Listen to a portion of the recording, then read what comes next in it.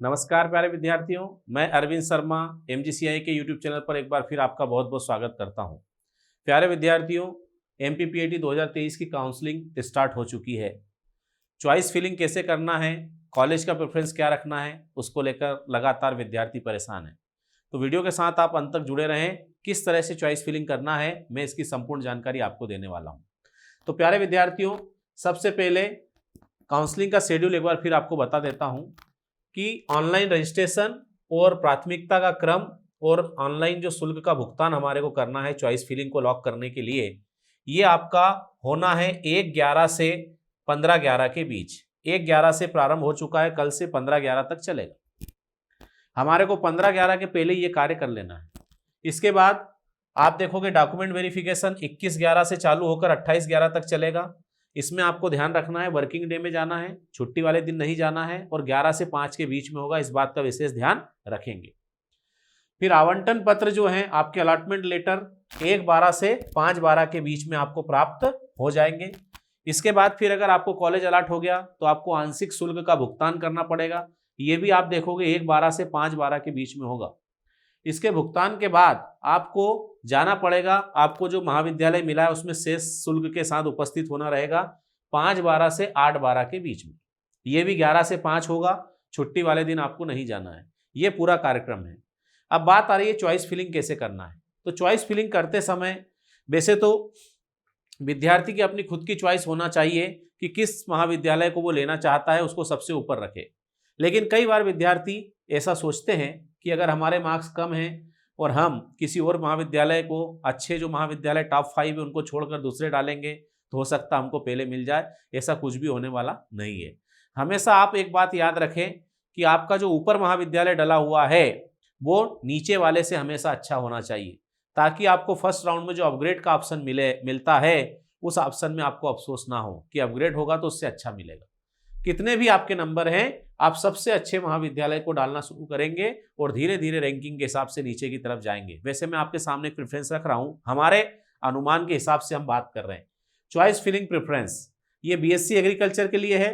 तो मैं आपसे कहूंगा कि सबसे पहले आप फ्री वाले कॉलेज डालेंगे। सबसे पहले फ्री सीट हमारे को डालते जाना है। इसमें सीक्वेंस होना चाहिए इंदौर, जबलपुर, सीहोर, खंडवा, ग्वालियर, रीवा, टीकमगढ़, गंजबसौदा, पवारखेड़ा, खुरई, वारासिवनी, पन्ना। ये वाला सीक्वेंस हमारे हिसाब से बिल्कुल उपयुक्त है। हाँ, इसमें ऐसा हो सकता है कि भाई हम जबलपुर के ही रहने वाले हैं तो हमने पहले जबलपुर को ले लिया, हम खंडवा के ही रहने वाले हैं हमको खंडवा ही चाहिए तो पहले खंडवा ले लिया। बाकी आप देखोगे ये वाला क्रम जो है पहले फ्री सीट का हमने रख दिया।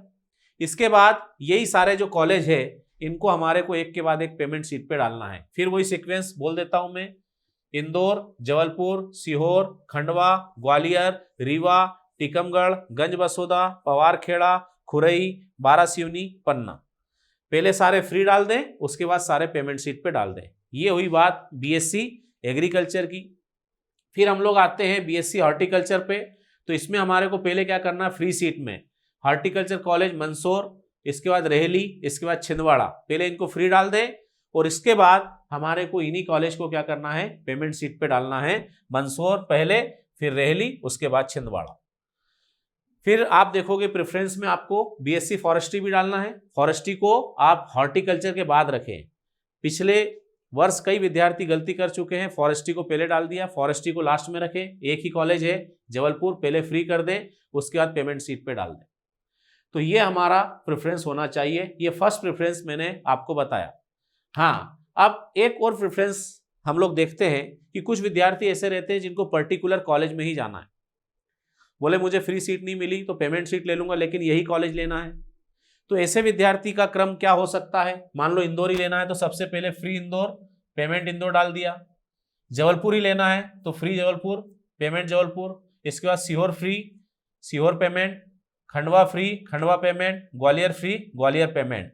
और बाकी बचे हुए जो कॉलेज हैं उन सब में भी ऐसे ही करना है, फ्री उसके बाद पेमेंट। इस तरह से आपकी चॉइस फिलिंग का प्रेफरेंस हो सकता है। एक बार फिर आपसे बोलूंगा, चॉइस फिलिंग करते समय अच्छा वाला कॉलेज हमारे को ऊपर रखना है। आप अगर कम रैंकिंग वाले कॉलेज को पहले डालोगे तो आपको पहले नहीं मिलेगा। आपको रैंक के हिसाब से ही ये कॉलेज अलॉट किए जाएंगे। तो इस बात का ध्यान रखें, अच्छे से सावधानी से हमारे को कॉलेज बनना है, ऊपर वाला कॉलेज हमेशा अच्छा होना चाहिए। ये आपका चॉइस फिलिंग का प्रेफरेंस हो सकता है। बाकी आप एमजीसीआई का रिजल्ट तो जानते ही हो। आईसीआर 2023 का फर्स्ट राउंड का रिजल्ट में भी एमजीसीआई में 70 से अधिक छात्र जो है चयनित हुए हैं। टॉप 10 में 8 विद्यार्थी हैं। एमपीपीएटी 2023 का रिजल्ट भी अगर आप देखेंगे तो एग्रीकल्चर ग्रुप में टॉप 50 में 24 छात्र देने वाला एमजीसीआई एकमात्र संस्थान है। ओवरऑल में भी आप देखोगे 50 में से 16 छात्र जो है एमजीसीआई के हैं। आप देखोगे कि अन्य संस्थान जो है 4 छात्र भी दे पाए हैं, वहां एमजीसीआई 24 छात्र तक जो है ये दे रहा है टॉप 50 के अंदर।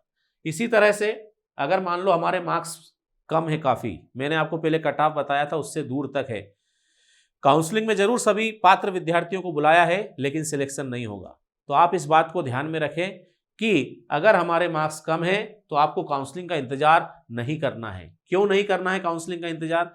क्योंकि आप जानते हो कि फर्स्ट राउंड जो है उसका रिजल्ट आपका आएगा दिसंबर में, कॉलेज में रिपोर्टिंग होते होते जनवरी आ जाएगी, उसके बाद हमारा सेकंड राउंड पता चलेगा और फिर अगर मई में एग्जाम आ गई तो आपके पास तैयारी के लिए बहुत कम समय बचेगा। तो आप तैयारी जरूर प्रारंभ कर दें।